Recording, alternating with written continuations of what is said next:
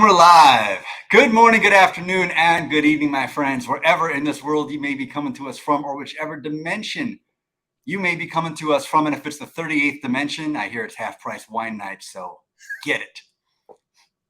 Welcome to another episode of 40 Going on 4, the show that helps you reconnect with that inner child who got sent home from school for bullying the math teacher. You know who you are.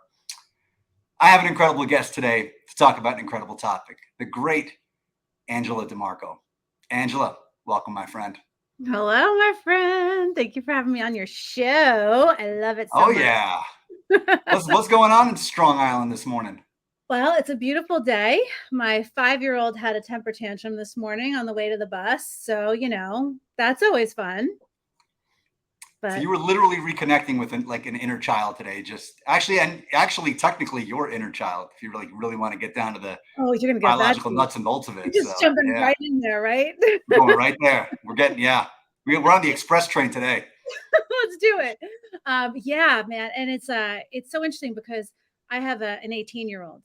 And when she was a baby, I wouldn't be able to handle these kinds of things. But now with him, I'm like, oh, there's like all this angst and feelings. Like I have this whole understanding of what he's going through, which is crazy. But you know what I mean? I just feel for him. I'm trying to hug him and he's like unconsolable. And oh, my poor little guy. One of those mornings. Good morning, Dana. And thank you. I like my face too. I appreciate the compliment. That's very kind of you. Oh, that mug. All right. Dana's talking about Daya, and I'll do a little plug on that later if you don't mind when we talk about our podcast. But yes, this is Dana's artwork. Don't mind. Seamus, top of the morning, my friend. Thank you for joining us today. So we've got kind of a big topic today. How do you feel about this one? We're going to be talking about trusting the universe. Yeah. It was either that or like which aisle to grab the latest power tool from at Home Depot. I weighed them both. You were going to be the guest for either topic, but I feel like this is the better one. I don't know. You tell me. I mean, is there any other way to be than to trust the universe? Well, that seems to be the big question, right? And I don't feel like a lot of us do. And why do you think that is? Why don't we trust the universe? What's that all about? Honestly, it's like that feeling of if I can control what's going on in my world, if I can talk about like what's right in front of me, then what's Wayne Dyer, he had the best quote, and it was like, if you, oh my God, I'm going to butcher it. Dana, I need your help. It was, if you see it when you believe it, you'll see it when you believe it. You can't wait to believe it to see it, or something like that. I'm totally butchering I like it. You know believe it to see it. We often think, well, what's the old expression? I got to see it to believe it. Yes. Thank you very much. Thank you. Yeah. But if you believe it, then you'll see it. Exactly. And by the way, you should butcher it, and you should butcher every saying, because then you can be known colloquially as the butcher of Bayport. Oh, I'm the butcher of Bayport. I don't want to be the butcher of Bayport. You don't want to be the butcher of Bayport? I don't want to be the butcher of Bayport, please. I'm just saying, that would be a great... All right, in the comments, who here wants Angela from this day forward to be known as the butcher of Bayport? Well, can I just tell you how awful and weird that would be? Our high school mascot is the Phantom, and there's a whole story about a whole murdering thing that happened. I do not want that title. Audience, no. Thank you. When you believe it, you'll see it. Awful. Thank you. Awful. See, I got no love from my guests. This is a weekly situation over here. I gotta vet these people better. Christine, I think Christine's got it right. Is she working What's up, out? Christine? Yeah, Christine, are you working out? Because Christine said that she's going to be on the treadmill today while this is going on. So, Christine, give us a running calorie burn count as this live goes on, so we can see if you're doing a gentle leisurely walk, or you're going uphill and really getting after it. So, but I think this is a really. What do you think? This is a really salient comment because we don't trust ourselves. It's great. It's great. It's true. It's having that inner knowing that everything's going to be okay. And if you don't have that inner knowing or that belief that everything's going to be okay, or that you have everything that you need, then of course, why would you trust anything else outside of you? Now that's the real question. So this is something that let's just dive right in. We promised a good woo-woo episode today, and the people are going to get it. So, are we separate from the universe? Oh, no. No, we are all I am you, you are me. We're all connected. We're all connected. What is this thing? What is this big soup we're swimming around in? Is it like an Italian soup? Is it minestrone? Is that, what are we talking about? Like Oh Manhattan? God. It's a gumbo for sure. Yeah, yeah, it is a gumbo. It's everything in it. I mean, what is it to you? What is the universe to you? It's you, it's me, it's that painting behind you, it's this mic that didn't work this morning. It's it's this half drunk water bottle. It's this hotel key card. It's everything. It's all of it. Everything in between. It's this lighting, which is giving me like some kind of a cataract before this is going to be all said and done. But Oh, no, you look it's fabulous. everything. Thank you. It's everything.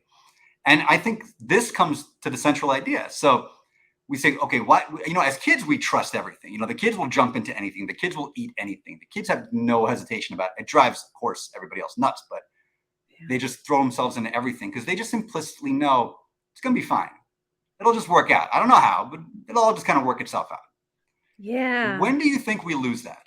At what point does that just kind of float away from us? Well, honestly, as a child, you have no sense of consequences, right? So at what point in our growing up do we actually start to understand there are consequences to our actions, and that, you don't think people are going to die, you think people are going to live forever, you think you're the center of everyone's universe. So having that safety net and feeling like, you know, everything, like, this is all that matters is right now. I mean, that's the way we should be living. But we hit all these bumps and bruises down our hill as we're growing and growing. And yeah, that's for me, that's where the magic stops, when I realized there are consequences. As I was walking down the aisle, my, Uh-oh. my starter marriage, and I'm walking down the aisle going, oh God, I'm gonna be married to that thing forever. I'm like, I don't think this is gonna last that long. As I'm walking That's a down, good thought when you're walking down the aisle. Talk about buyer's remorse. but then just going into it, just like, that was my problem, right? I should have just been like, later, but no, I didn't, because I did not trust that. Hi, Yash. Good to have you with us. Now, this is a great comment. I always butcher this name, and something about me and Southeast Asian names. We're not exactly Sonny and Cher, so I don't even try. But but I know the sage to which you refer, Seamus. And yes, refer to it as interbeing. We are interwe. It is one and it is all, paradoxically, at the exact same time. Yeah. Yeah, it's How's beautiful. that sitting on you? No, that's beautiful, because it just makes Thanks. you think, if you can absorb that concept, then you can realize that when you're having a shitty day and allowing shitty things to happen to you, you're having other shitty things happen to you.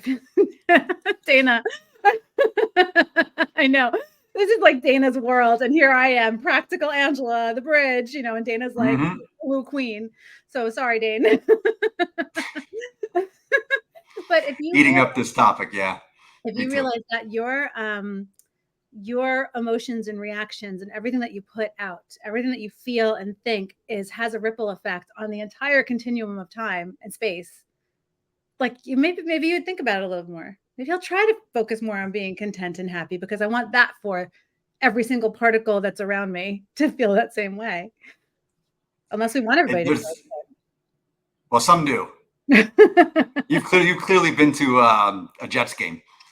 So, boo, Jets, boo. yeah, I'm telling you, but there is there's interesting kind of group psychology dynamics take over, where you have some people that want, like, they root for everybody, and these people are rare to find, but they root for everybody and everybody roots for them. And then you have some who root for nobody, and funny enough, nobody roots for them either. And then, so you ask this question esoterically: are we one with the universe? You don't have to look that far to see it in action.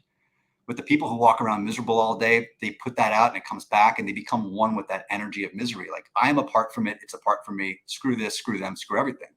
Yeah. Then the other's like, this is the best day of my life. And every day just happens to be the best day of their life. It's crazy.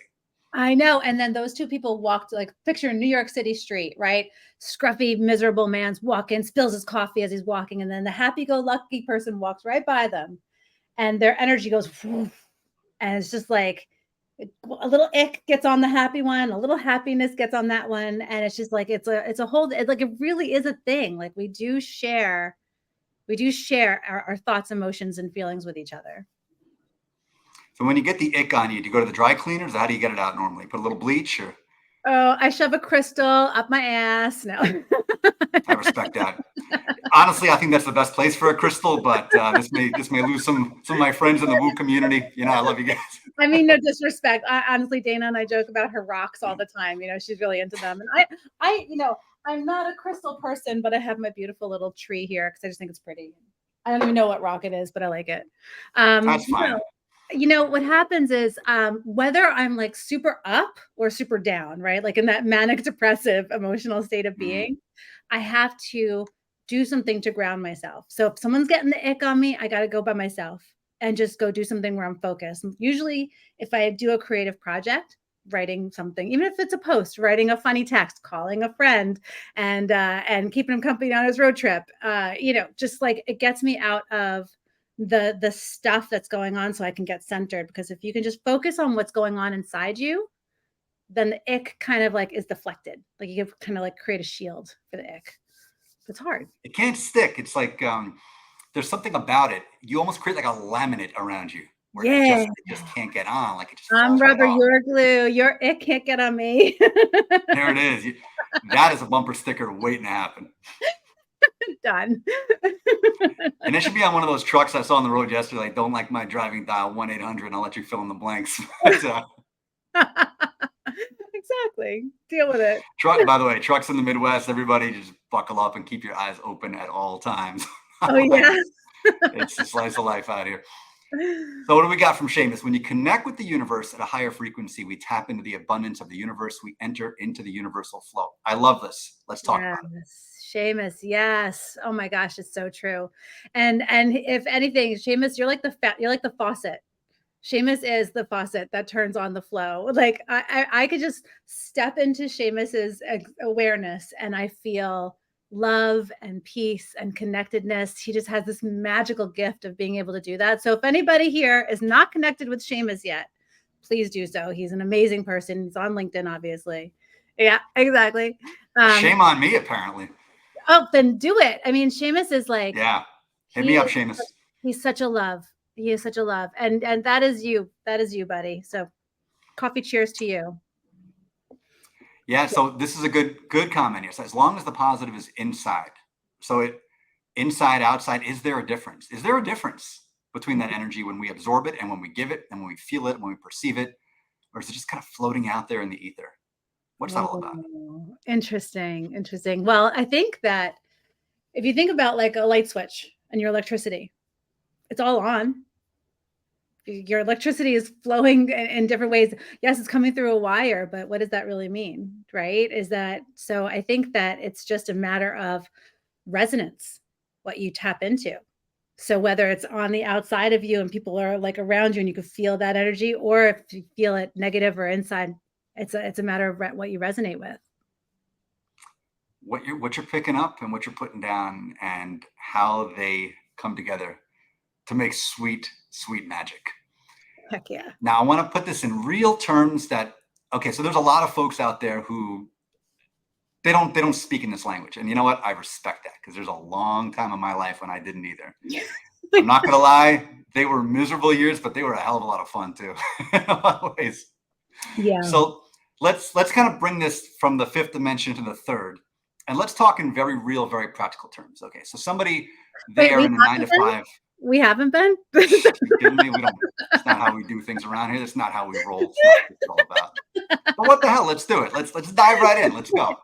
All right. So let's bring it all the way down. Let's make this dense and heavy and icky. Let's just get in there, right?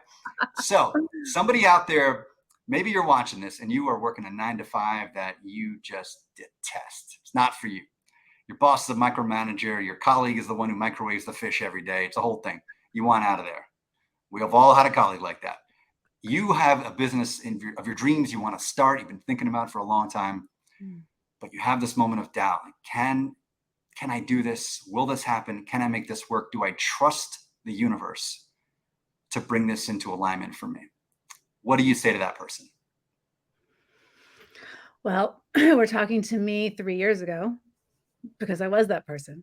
Exactly. Down to the fish, except it was always tuna every day. Oh, God. Every day, everything you said, Illegal. the manager, the job, everything. I liked my job, but it didn't have passion. And honestly, it was really Dana who said to me, you know, "You have to do this. Like, you have to pursue, otherwise you're just gonna be miserable the rest of your life. Do you choose misery? It's a choice. You can choose misery, or you can choose to be fearless, embrace it, step into the unknown, see what happens, and worst comes to worst, you can go get another job. It's always an option. It's always an option. As Dana says, as long as nobody dies, as long as nobody dies, bankruptcy, we've all gone through like stuff. We can handle whatever comes your way. Just have faith that you can handle it. Um, yeah, yeah. I Shaman. feel that. I feel that, and I'll share my story too. A decade ago, I was in the same place, and I joke about this a lot. I was in a job where I would have rather been trapped in a Chilean coal mine than do one more day in that job. What was And I the don't. job? But you can Oh say the God, name. What kind? it was sales. It was sales, and I was knocking out 100 cold calls a day Mm, in a long sales cycle, which took forever to see a dollar come in. So I'm busting my ass to see, and the interesting thing was I was making more money at that job than I ever made in my life, and I had never been more miserable. mhm, So mhm. yeah, for all the whole money can't buy happiness. It can. You had to be making more than I was making though. It wasn't enough No, it wasn't enough it to tip cannot. the It scales. cannot. It cannot. And I had this crazy idea, which I had no idea would take off, of writing comedy roasts for a living. And when I would tell people about doing that, when I actually started doing it for real, people would ask me, "Wait, that's like your side hustle? That it can't be that you wait, really? People pay you for that?" No offense, yeah, none taken. I got that all. I still get that today. Wait, people pay you for that? Always followed by no offense. It's like looking somebody in the face and say, "Wait, somebody married that face?" No offense, none taken. Yeah, we're good. There was But your pizza part, by the way. Your pizza it just was came. totally my, yeah, without a doubt. But I think that came down to this idea of something implicitly inside me trusted the universe, where if I followed my passion all the way through and I put it out into this field, basically saying, "I'm going to do it, and I will trust you to find a way to make this happen." Mhm, That's the only mhm. way to do it, because nothing rationally said this is a viable business idea. Nothing. Yeah, So how do you and get irrational? How do we get crazy? how do we get irrational? So the universe isn't Yeah. going to do it for you. You must follow your joy, follow what feels good. That's so true. So true. Yeah. You'd start doing the stuff that feels good. Stop doing the stuff that you're meeting resistance with, and just do what feels good. And that's all we've been doing since that time, since that moment of Dana and I had an intuitive guidance session after she did this painting for me. Oh my God, I'm opposite. It's all weird. Give them the story of the painting after this. It's a great story. I think everybody back home would appreciate it. All right, I'll do a quick about the story. So Yeah. on December 3rd, 2019, I lost a baby. His name is Joshua. I was in my second trimester, so he was like a little thing, and I held him, and he was like a little tiny human that wasn't fully cooked yet.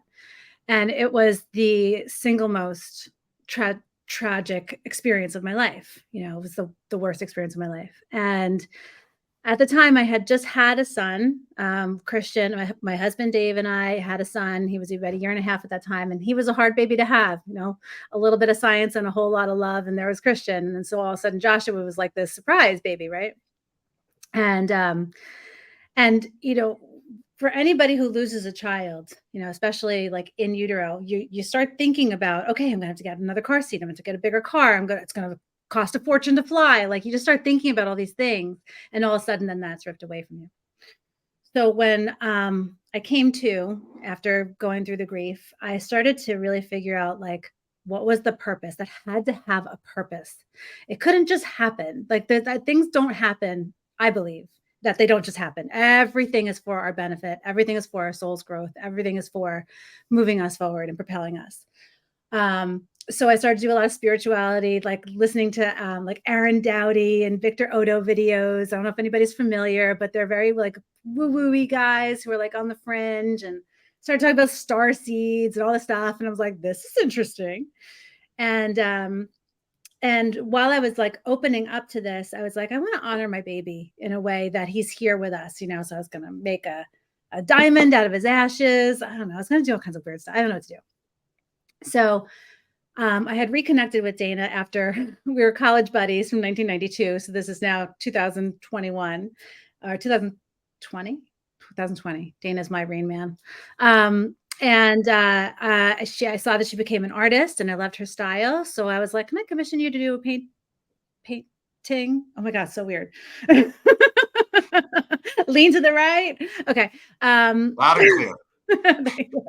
So Dana did this painting for us, and she had a very connected. She knew that the painting was more important than the painting itself. Like she channeled Joshua while she was doing it, and it just like to me, this is a portrait of me and my kids, and I've since healed the sadness of losing Joshua, and he has ushered in this amazing new life that I'm living. So he is my reason. He is the reason for all of this that's happening in my life. But so Dana did the painting, and then we had this intuitive guidance session. And while I was on this spiritual journey, I was like, what is my purpose?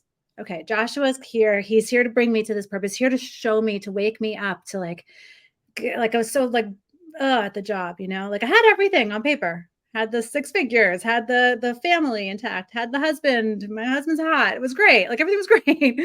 And but I wasn't feeling fulfilled.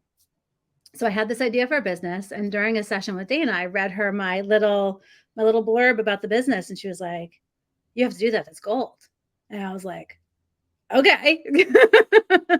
And then Dana and I proceeded to like talk every day practically. We haven't had a day where we don't talk, and it took me a while.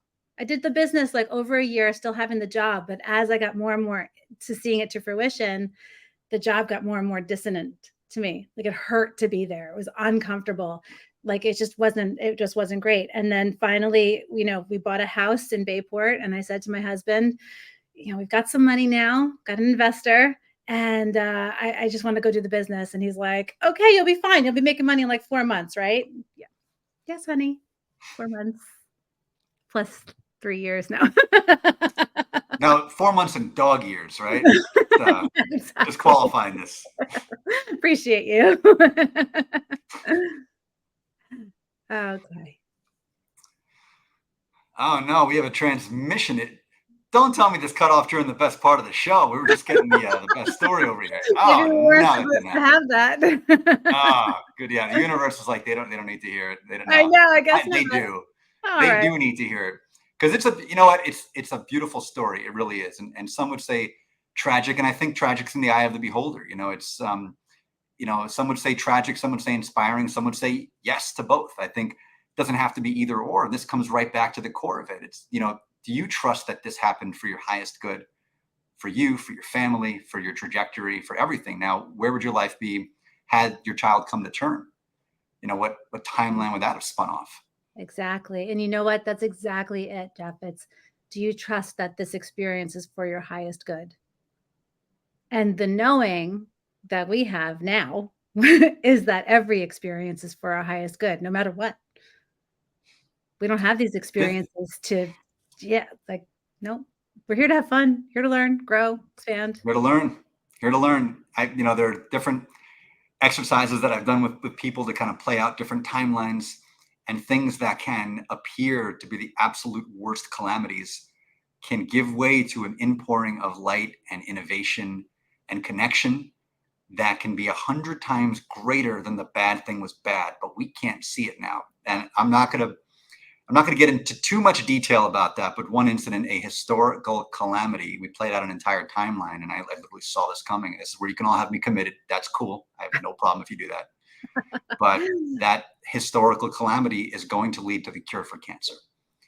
And the millions that were lost in that calamity will give way to the billions that will be saved because of this innovation, which would not have happened had that timeline not spun up that sequence of events. So this is where it comes down to trusting. Do you trust that it's going to work out better than you could possibly imagine?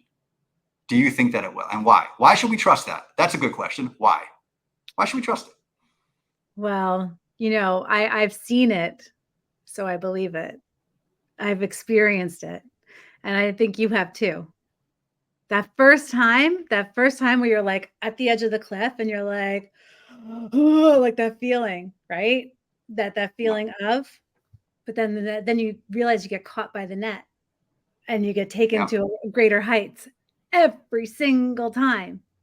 Every single time you say yes to your happiness, you are elevated. You just have to trust in how you're going to get there.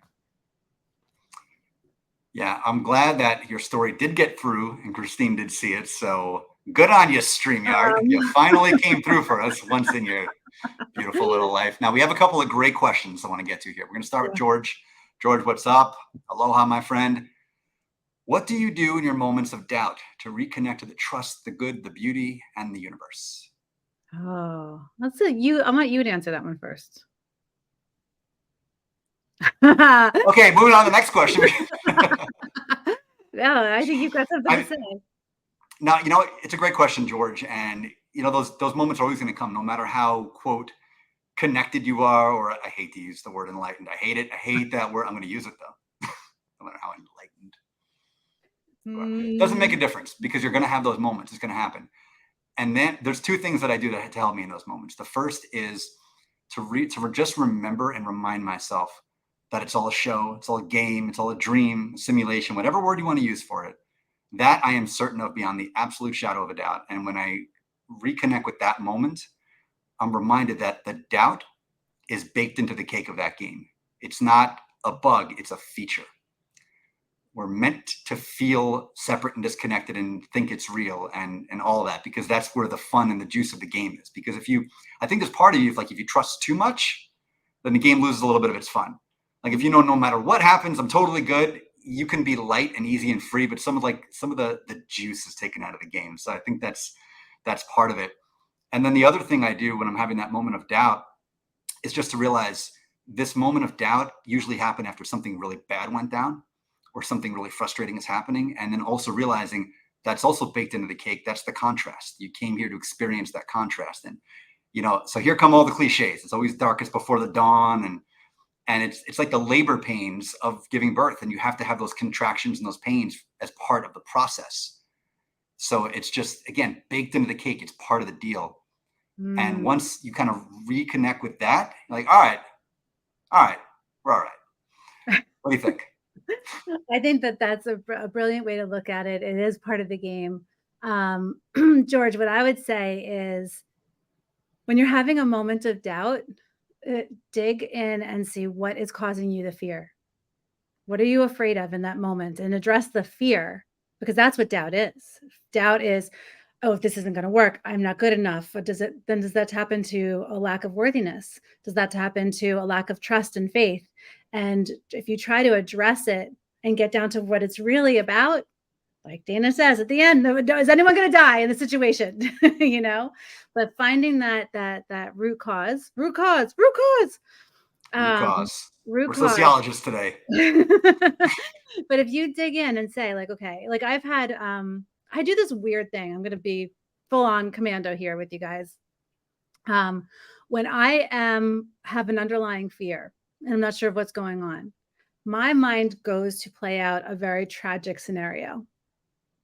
Don't know why, but that's where I go. So that has now become an alert to me that I'm facing a fear that I'm not facing. I'm fantasizing about something tragic and more terrible to happen than what is going on at the moment. And it's a deflection. So for me, that's my cue. That's my cue to say, okay, stop. Obviously, that thing is not going to happen. I mean, I could bring myself to tears. I could be at someone's funeral. Like I go far before I catch myself. And I don't, it's like, why do I do that to myself? But I realize it's because, oh, X, Y, and Z is happening right now. And I'm feeling really uncomfortable about that. Oh, okay.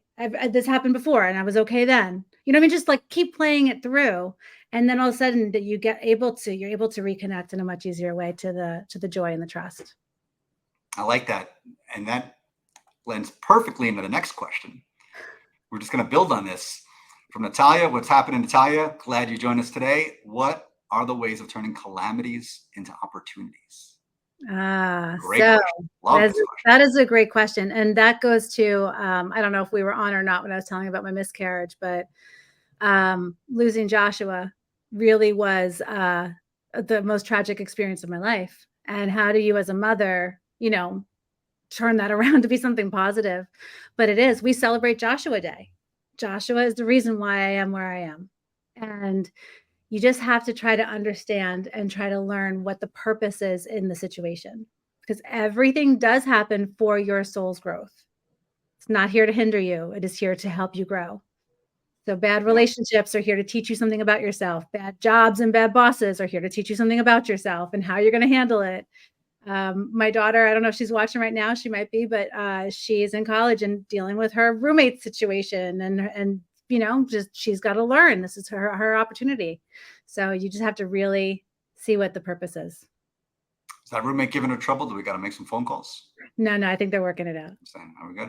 As girls do. Just want to make sure. Appreciate you, though. Appreciate you. Yeah, we got you. Now, it's a really, really good question. And I think this can be answered on the micro level and on the macro level. You gave a great micro example of how you used it in your own life. I certainly have some of my own, but I love to come back to the macro examples. So let's go back to the summer of 1945. Remember that summer? Fun times for everybody. Fun for the whole family. Yep. And there are very few people who lived in Japan or Germany in the summer of 1945 that would look around and say, things are great. This is as good as it gets right now. They're looking at a bombed out landscape. They're looking at the destruction of their entire way of life. They're looking at starvation. They're looking at disease. I mean, it couldn't possibly get worse. And yet, if you can tell somebody in that moment with a straight face, from the ashes of this, your community and your nation will rise to not only its former glory, but 100 times greater than that. But it will not be a glory based on militarism or war. It will be a glory based on innovation and progress and friendship with other nations and moving the puck of humanity forward. And you will ultimately be two societies that the world looks to, and not as adversaries, but as beacons of light. And nobody would believe you at the time. Nobody. And if you tell somebody in the US that in 1945, say one day Germany and Japan will be two of our greatest friends in the entire world, they'd laugh you out of the room. And there are so many examples of this the world over, of things that are calamitously beyond imagination that become the seeds of something truly beautiful to blossom that ends up being more beautiful than the calamity was bad. So it's just taking that step back and realizing if that can happen on the macro level, it can certainly happen on the micro level. Oh my God, that was effing beautiful, dude. All right, we should end the show on that because it's not going to get better from my perspective anyway. Like at least nothing I'm going to say is going to be better than that. We'll keep it going though, because what Angela is going to say is going to be better. So we'll keep it rolling for that. Can I curse? I just have to give a whole. Let's just give you some mad props for that, because that was amazing. I love the way you see the world. I love how you see. I love the macro, and I'm so micro because I am all about the individual and seeing someone's light, and you having this vision for people and helping them see it and painting that picture. Jeff, so good. It's history has been uneven to say the least, but the one thing about it is that when you look at the big picture, it always gets better. But sometimes it gets worse temporarily before it gets much better long term. But we get stuck in the worst in that moment. And this has happened a lot in a couple of recent years. We've got so stuck in the morass of all the things that have happened in the early 2020s that it's painted this picture that the world is somehow getting worse. It's not remotely getting worse. It's getting so much better in so many different ways, but we're prisoners of the moment, and we don't see that short-term calamities lead to long-term beauty. Yeah. I mean, think about this. Think about just the pandemic alone, about the remote work revolution that has ushered in. Yes. And the countless, I'm talking hundreds of millions of lives have improved globally and will improve from this point forward in incredible ways that wouldn't have happened without that. Agreed. I mean, we only knew of, the news, right? That's all you know of is what people tell you. Oh, these people are dying. All this is happening on the other side of the world. And you just can't be there to check it, but it's true. It's happening. And so then there's I was a victim of the fear in the beginning. Of course, I'm taking my freaking groceries from the guy as they came in. I'm still doing that, but because of that stomach bug that's going around, and I don't trust people handling my stuff, but that's a whole different conversation. I mean, you know what? If anything, if we taught everybody how to people wash their hands and use hand sanitizer on a regular now. So that's a beautiful thing. Sanitizer. It is. My son calls it. Yeah, Dane, totally. That's right. Look at the Dark Ages and the Renaissance. I'm a firm believer we are on the cusp of another major renaissance, because you look at the catalyst that drove the last one. You had a couple of things working together at once. One, you had a plague. Check. Number two, you had a war in Europe. Check. And number three, you had a bunch of hysterical people burning witches. Check. All right, we're good. We got all the conditions for a new renaissance. And look at the painting right behind Angela and tell me we're not on the cusp of another great renaissance. Oh, seriously. It is such a time of creativity. It really is. And that's like also something that so I'm a creative person by nature. You are also, you're one of the most hilarious writers I've ever read. Like I've had the privilege to know. But like I have to sometimes I'll be stressed, or I'll be in the moment, or I'll be like things, the ick will be getting on me. I can just like pick up my guitar, play for nobody, do something. For being creative means doing something with no result at the end, right? Just being, just create, doodle, read a book, write a book, take a Talk picture. about no result at the end. Being an author is the best way to live that. Same, get it. Trust me. Oh, yours is awesome, by the way. I got to get yours.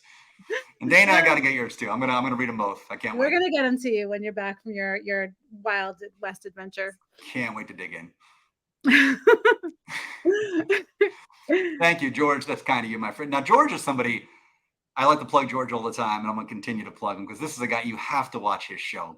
It's so good, and George is one of the most interesting and entertaining people out there. And his perspective is it's so infused with that. You talk about trusting the universe. It just flows through George Monty. And you feel the enthusiasm of creation itself flow through George. George, that is a freaking endorsement, man. Yeah. I'm gonna sign Real up. talk. Where can I find you, George? Yeah. You got to connect with this man. You got to follow his show. He's on. I don't know how you do it, brother. I don't know. This guy has shows like 5 days a week. It's crazy, and each one's better than the last. It's just awesome. But this is where trusting the universe comes right back in, and you trust that if you stay in that joyful flow, you just kind of turn the spigot on and let it kind of flow through you, and get out of your own damn head in the process. Watch the things happen. So you said you get out and play your guitar. What can people do if they're having that moment of doubt and that moment of, I don't know if I'm part of this whole thing. I don't know if I trust it. How can they get back in that joyful flow? Well, it goes back to, what did you like to do when you were a kid? When you were 4 years old, what was the thing that you did on your own? Like, I played school, I colored with my crayons, I took care of my baby doll Marie, you just go back to that place of, you did stuff because it felt good when you were a kid, with no repercussion, no end in sight, just because you were in the moment. You know what I do? I talk to Maria Rouse. That's what I do. That gets me back in the flow. Yes. Maria's a delightful human. Maria. And she's a fellow long-suffering Bills fan, so we can bond. Or you want to talk about stepping outside of the flow of the universal joy? Be a Bills fan. That's the express train to it. I'll get you right there, like blink of an eye. Want to get in that doubt and that pain and that suffering. Although, I was thinking about this. That's another one too. You want to talk about transmutation? Think about people who are fans of just awful teams and awful franchises that just break your heart over and over and over again. There's so much beauty to be found in that. Now stay with me for a second on this. Okay. Like, all the Cleveland fans, like, hell are you talking about? All right. Think about what is born from shared struggle.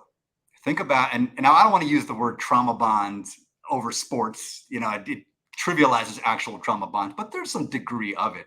And the friendships that are made because of that kind of commiseration over like a shared disappointment, the fact that you all come together, you learn these things about resilience and loyalty and all these lessons you don't learn if you're like a Patriots fan or a Yankees fan and everything just is handed to you.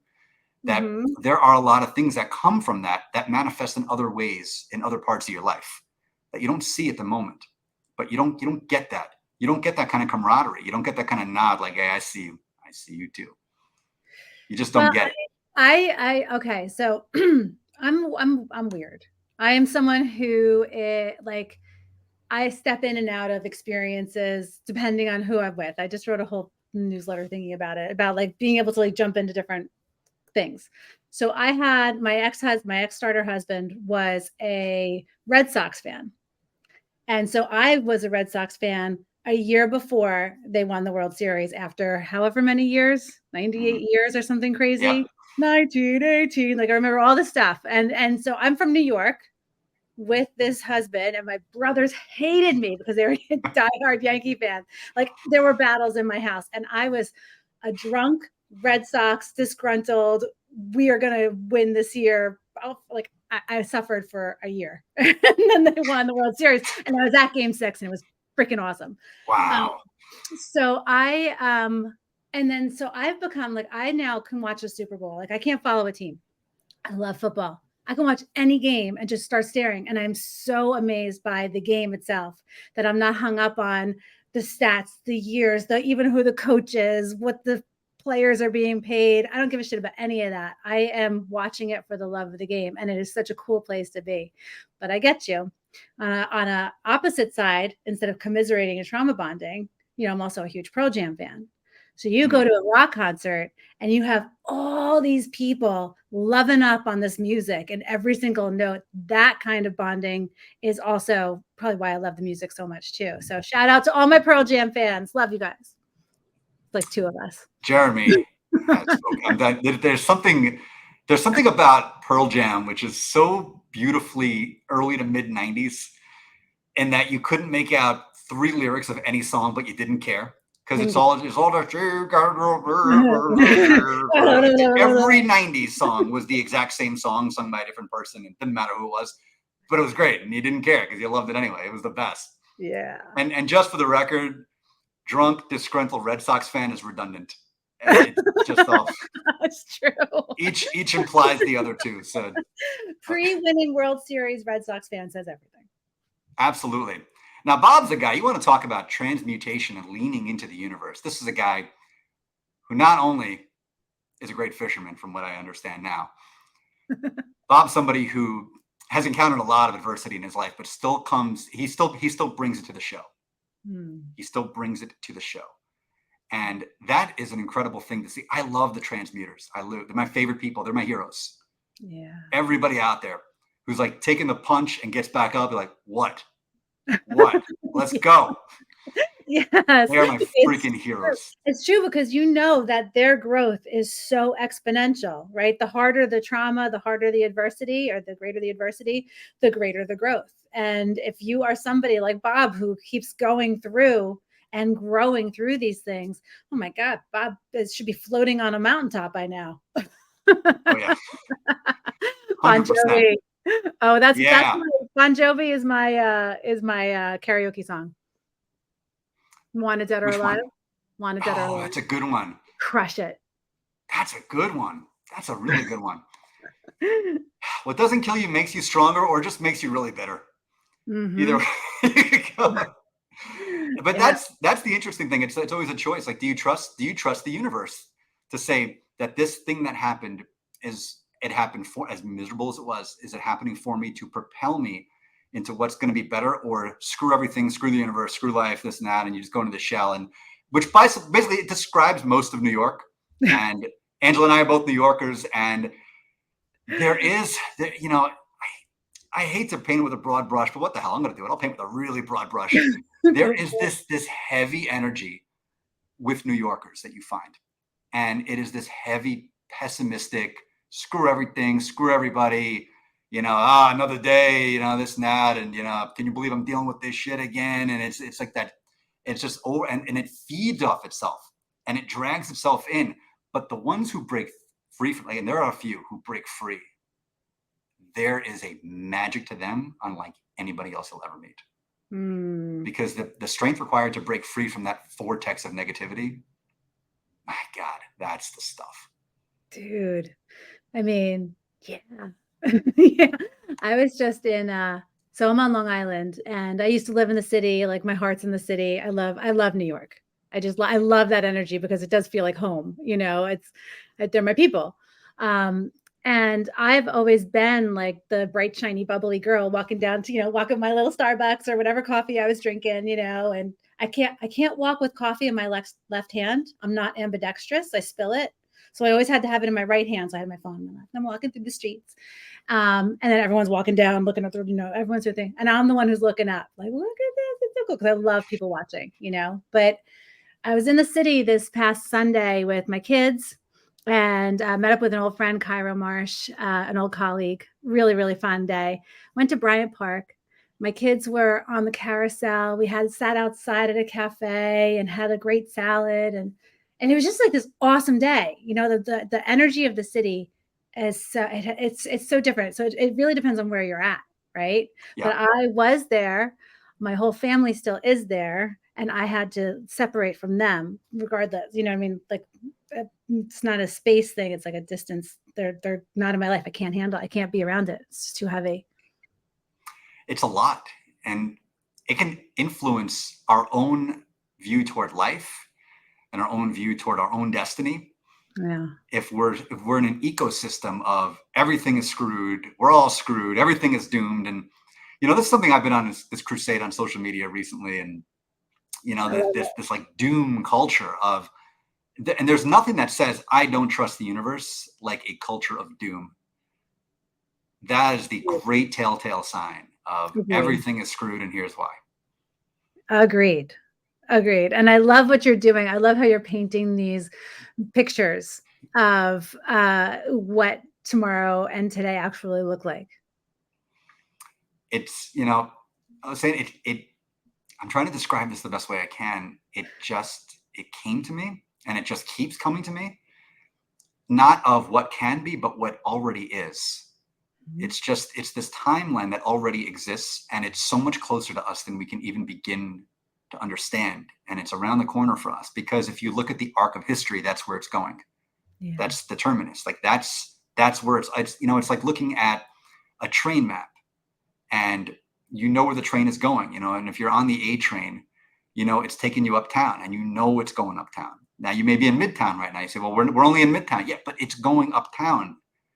The Yeah. sign says uptown. You get on it. That's where it's going. It's going to take you there. You're going to end up in Washington Heights. That's the deal. Unless you get That's off the where train and stay where you once you are. get off the train, right? And that's there it is. There it is. Don't get off the train. I would drop the mic, but that would create such crazy feedback right now. We've had enough tech issues today. We don't need that. We don't need that at all. Dan, it is an open book test, man. You'll be all right. These are such good comments, you guys. Yeah, the sense of doom, especially among teachers and people who serve the public, is palpable. It is. Where do you think that comes from? Why are we just engrossed in this like doom culture? What's that all about? It's all media driven. It's all driven by the puppet masters who want us to stay, because if we stay in the place of doom, we'll be servants to the matrix and all that stuff. But if like my life, the minute I turned off the news, the minute I stopped caring about other people's opinions of what was going on in other people's lives that I had nothing to do with, my life became beautiful. Let me make my own assessments of what's going on, right? Like let me witness things and then create my own opinions of what's going on. I could witness something. I could witness a kid bullying a kid. My heart breaks and I feel the pain because I'm experiencing it. But what's going on in, south of Italy and whatever, I don't even know. I don't even know what's going on in the news. Dana there was a huge hurricane in Florida, and my husband goes, "Is Dana okay with the hurricane?" I'm like, "There's a hurricane in Florida?" I had no idea. I'm like, "Dana, are you okay?" She's like, "Yeah, it was 3 days ago. I'm fine." I tell you what's happening in south of Italy right now. Somebody's having a delightful glass of wine and a nice pasta dish with their guma. That's what's happening in south of Italy right now. That's what's going down. That's just an educated guess, but I'm pushing my chips all in on that one. I feel like that's happening somewhere in south of Italy. All right. And I think there's a difference between not listening to the news and letting it, overrun you, and then just being informed. And there's different, being informed does not mean taking on the emotions of those who want to keep you in an emotional state. It's just understanding what's happening, putting it through your own perceptual filter, and then making your own determinations of, okay, do I need to be freaked out about this? Do I not? what sensible things do I do? Yeah. But I thought we're like engrossed in this I don't trust the universe place, which is ultimately I don't trust myself. Well, So yeah, how do and we trust ourselves? just to the new so to that point, right? I don't trust myself not to believe what I see and hear. Mm. I am gullible. I'm one of those people, I bring home the strays, like I see the good in everybody. For me, a long time was if I heard it on the news, it was true. So for me, I don't know who's telling the truth. So I'd rather just turn it all off because I can't decipher the truth. And I don't have the bandwidth, wherewithal, give a shitness to research what is the truth. So I'm just gonna let you tell me what I should be like knowing about what's going on in the world, and then we'll take it from All right. there. I'll be your news station. How's that? I trust everything you say. So yes, that's great. That's really dangerous. Anybody here who knows me can tell you how exceptionally dangerous that actually is. But I live on the edge, I baby. appreciate you anyway for that. That's kind of you. I'm with you, Maria. So this also brings me back to, why did you let your husband turn you into a Bills fan? If it's talk about adding stress. It's so unnecessary. So unnecessary. It'll kill you. So how do we come home? And this is the real question. How do we come home to ourselves and say, hey, you in the mirror. Yeah, I'm talking to you. Don't look away. You. How do I come home to you? How do you come home to me? How do I start trusting you again? Hmm. It's weird. Comments. Yeah, put What it do in you the got? comments because I'm Yeah. in a place where I am fully trusting. So it's hard to even tap back into that feeling when I didn't have that trust and faith. Um, Sometimes it's really important to find your people. If you can't see it in yourself, is to find people that can see it in you first and help you see it. Understanding what we can control and what we cannot. That's where wisdom begins, right? Yeah. That's what they say. That's Mm. where it begins. It's that classic old school prayer, but there's something so profound to it. Yeah. So I'm in AA. I'm 13 years sober. And I remember I couldn't comprehend the serenity prayer. And like it just didn't make sense. You have a whole fog when you get off the booze, the wagon. Um, so she broke it down. She was like, let me break down the serenity prayer for you. God, grant me the serenity to accept the things I cannot change. I cannot change people, places, or things. The courage to change the things I can, my thoughts and actions, and then the wisdom to know the difference. And that really helped me like understand like I can't control what you do, see how you react to me. I can't control anything but I can only control what I think and what I do, and I'm only responsible for myself. So thank you, LinkedIn user. Thank you. Whoever you may be out there in this big, beautiful universe. Fine line between crisis and opportunity. Embrace the chaos. It will help us find the light. Lean Yeah. in. Lean in. I was driving yesterday and I was going through a torrential downpour and the road started ponding a little bit. Like, all right, here we go. Here we go. And then even though I'm on the interstate and it was actually through a flat stretch of land, you do feel yourself not quite there. I'm thinking, okay, well, if I start fishtailing, I got to take my own advice and I have to turn into the skid.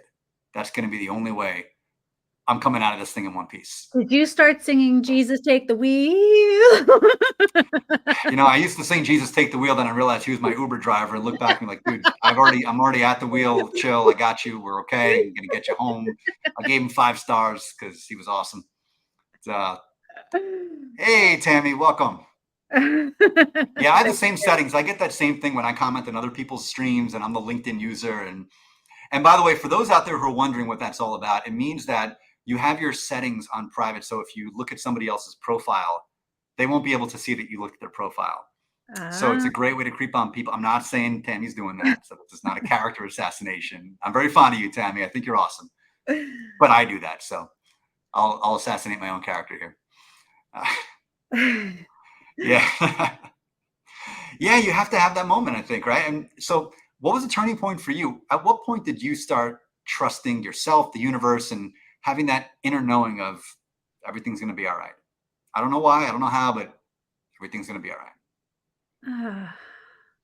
There's a part of me that probably always knew that, you know? Busted. There's a part of me that always knew that, but, it was the resistance to actually doing, like, truly, truly trusting, and that was more about here's the shift. When I went from trusting other people to trusting myself. I used to rely on everybody and it was everybody else's fault, and I didn't have the things I wanted and needed because I didn't know what my own needs were, and anyway, and Dana said earlier, you have to get honest with yourself, and I think that's really where it is, when you can look in that mirror and not look away, when you can look in the mirror and look yourself in the eye and go, "Oh, your eyes are so pretty today." Like, you can just get in there on yourself and really understand who you are. That's when you start trusting yourself because you're listening to your gut. What about Ooh, you? that's good.